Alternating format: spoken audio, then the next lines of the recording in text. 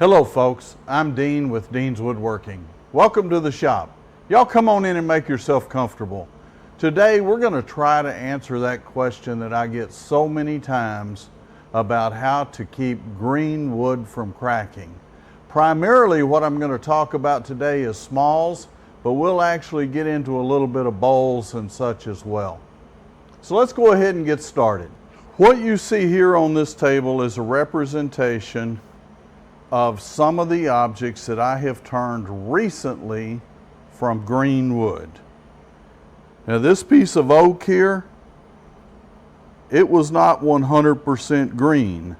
You see, half of it was green, the other half of it had died some time back and was starting to spalt just a little bit. And so you'll see that the bark came off of this. It really didn't come off, it just wasn't there to begin with. But there's no cracks in the bowl. All of those lines and such, they were there. Again, this little project that I did for my wife, if you inspect it real closely, you will find a hairline crack right here. I'll go ahead and bring that up. Hopefully you guys can see that. It is very small.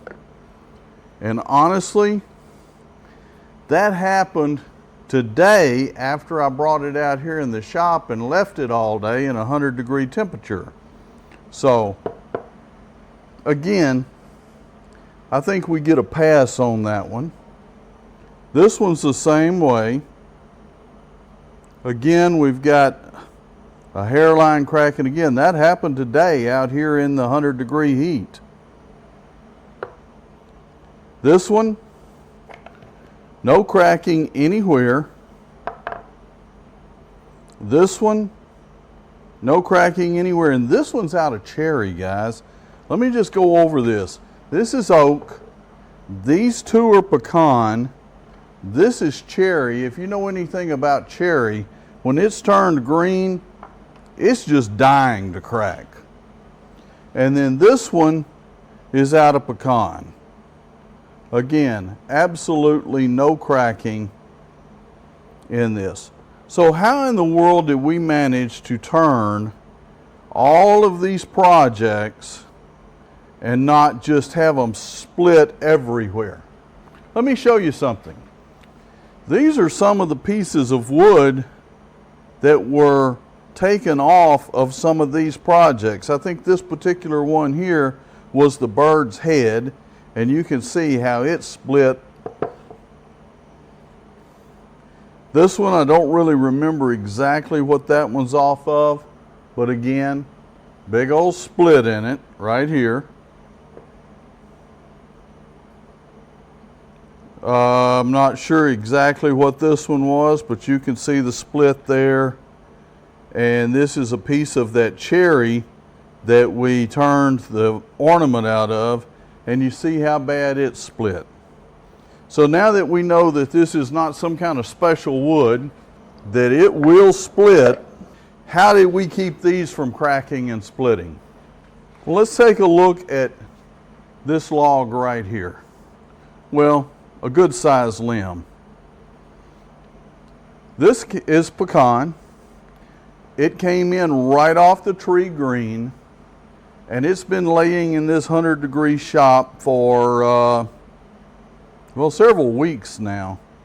Well, one of the things when I first came in and did this, I had some boiled linseed oil left over off of some of these projects.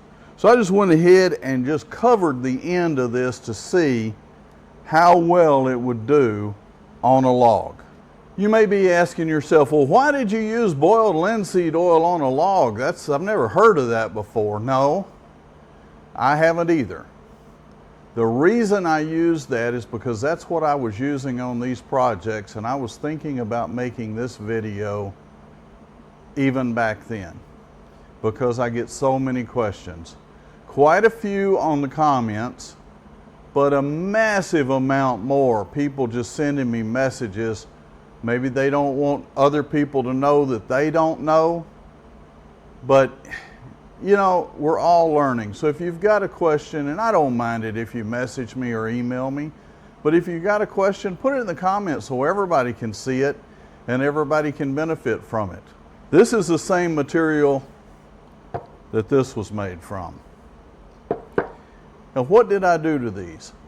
I coated them with boiled linseed oil. Most of the time, I use Minwax antique oil finish. Danish oil works just as good. Basically, what you're wanting to do is as soon as you get that item turned, is coat it with that oil. Let it soak in, wipe it off, coat it again. Once you get 2 coats on there, you're pretty much stabilizing that wood. I'll hear people say, well, you can't put finish on wet wood. You'll trap that moisture inside. No, you're not going to trap the moisture inside. It's still going to get out, but it's going to get out very slowly. Let's take a look at this piece right here. This is probably the perfect piece to show that example. When wood starts drying, it's going to dry on the outside first. It's going to dry out the end grain, but it's also going to dry on the side grain. But your outside is going to dry first. What happens when wood dries? It shrinks. What happens when this on the outside shrinks and this on the inside is still moist and wet? It hadn't started shrinking yet. Something's got to happen. It's going to crack. Same thing here. You notice it cracks on the outside. The way we stop that is simply by coating the whole thing, and that slows down the drying process. So instead of something drying in a day or two in this 100-degree shop, I coat it, I take it inside. It may take several weeks, in some cases on solid things, several months to completely dry. It lets that moisture out slowly. So therefore, you don't have this large amount of shrinkage on the outside with none on the inside. The other thing is, keep your walls even. On everything that has a wall, keep them even. That helps. Some things, maybe you don't have a wall to keep even. But then again, the smaller that item is, the better chance you have of it not cracking. Even on this little bird, we had a small crack right here when we were turning it. Honestly, I believe it's shrunk. I don't know if that's possible, but it looked like it was a lot bigger when we were turning it. Look at this. Again, there's no big cracks in here. I coated the whole thing. Now some folks will tell you, oh, just coat the end grain. Well, let's just talk real quick about coating the end grain. I've got a piece of lumber here. I just cut off 4 or 5 inches. I'm not sure what it was.